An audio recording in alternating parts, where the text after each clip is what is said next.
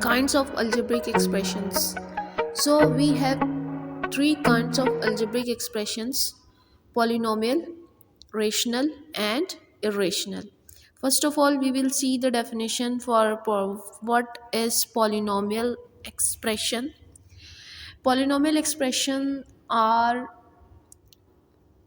the expressions with one or more terms with a non zero coefficient, यानी कि polynomial में हमारे पास एक या एक से ज़्यादा टर्म्स हो सकती हैं जिसमें आपको नॉन ज़ीरो यानी कि ज़ीरो कोएफिशिएंट वेरिएबल के साथ नहीं होगा। अगर आपके पास कोएफिशिएंट ज़ीरो होगा तो वो automatically term will be zero. And a polynomial can have more than one term, और उसकी एक से ज़्यादा टर्म्स हो सकते हैं। ओके, नाउ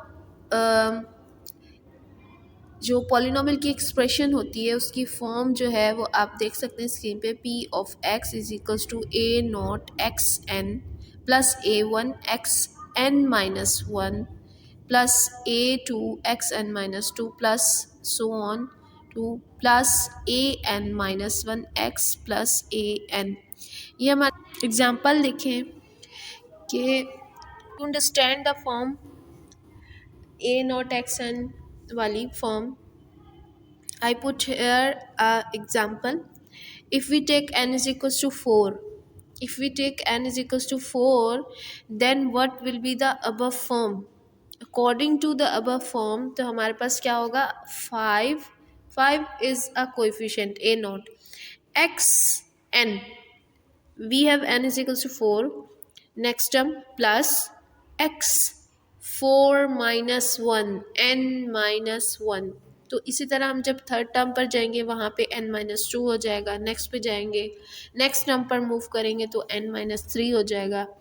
और जो हमारी according to n is equals to 4, अब जो हमारी नेक्स्ट टर्म है x n माइनस n, तो लास्ट टर्म हमारी क्या होगी? 4 माइनस 4। ठीक है, जब हम इसे सॉल्व करेंगे तो ये एक्सप्रेशन हो जाएगी finally 5x4 plus x3 plus 2x² plus x plus 6। ठीक है, क्लियर? नाउ अब हमारे पास यहाँ पर कुछ एजम्पशंस हैं। देखिए ए पॉइंट के अगर हमारे पास n is equals to zero हो जाए, जबकि जो कोएफिशिएंट्स हैं यानी कि जो ए वाली टर्म्स हैं वो नॉन ज़ीरो हो, ज़ीरो के इक्वल ना हो, तो लास्ट में हमारे पास सिर्फ और सिर्फ जो टर्म रिमेनिंग होगी वो होगी कांस्टेंट टर्म, जो लास्ट टर्म है ए एन। ठीक है, तो जो इस तरह का पॉलिनोमियल होता है उसको हम ज़ीरो डिग्री पॉलिनोमियल कहते हैं। बिल्कुल इसी तरह बी जम्पशन देखें कि बी जम्पशन में अगर p ऑफ x पूरे का पूरा ज़ीरो हो तो उसको क्या कहेंगे? Constant polynomial with no particular degree, यानी कि अगर आपके पास जो है कोएफिशिएंट्स तमाम के तमाम ज़ीरो हो जाएं तो हमारे पास p ऑफ x क्या आएगा? ज़ीरो। तो ऐसे पॉलिनोमियल को हम कहेंगे कि it is a constant polynomial जिसकी डिग्री पहले जो अजम्पशन ए देखी हमने उसमें तो ज़ीरो डिग्री का पॉलिनोमियल था, लेकिन यहाँ पर with no particular degree polynomial कहलाएगा। अब कुछ और केसेस हैं कि अगर हम n is equals to 1 put करते हैं तो जो पॉलिनोमियल होगा उसको लीनियर पॉलिनोमियल कहेंगे। इसी तरह अगर हम n इज इक्वल्स टू 2 लेते हैं तो हमारे पास जो पॉलिनोमियल फॉर्म आएगी वो होगी क्वाड्रेटिक, और इसी तरह अगर 3 पुट करते हैं तो वो होगी क्यूबिक। हमने अब तक जितने भी पॉलिनोमियल्स की एग्जांपल्स को डिस्कस किया उसमें सिर्फ और सिर्फ वन वेरिएबल की बात हो रही थी। बिल्कुल इसी तरह अगर हमारे पास कुछ पॉलिनोमियल्स हैं तो उसमें वन वेरिएबल से ज़्यादा वेरिएबल्स भी हो सकते हैं। ठीक है, पॉलिनोमियल्स इन टू वेरिएबल्स भी हो सकते हैं। For example let's suppose ax² y। ठीक है, इसी तरह अब हम मूव करते हैं नेक्स्ट। हमारा जो अलजेब्रिक एक्सप्रेशन है वो रैशनल एक्सप्रेशन। रैशनल एक्सप्रेशन को डिवीजन फॉर्म में हम शो कर सकें, इस फॉर्म में लिख सकें जैसे p of x upon q of x। यहाँ पर p ऑफ x और q of x both are polynomials, दोनों पॉलिनोमियल्स होंगे।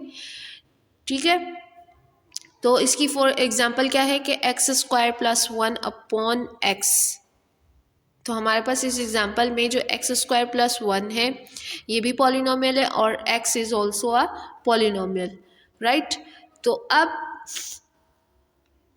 ये हमारे पास रैशनल एक्सप्रेशन है और इरेशनल में अगर हम जो गिवन जो हमारी एक्सप्रेशन है उसको हम P of x upon Q x की फॉर्म में अगर हम उसको ना शो कर सकें तो वो हमारे पास इरेशनल होता है। और दूसरी जो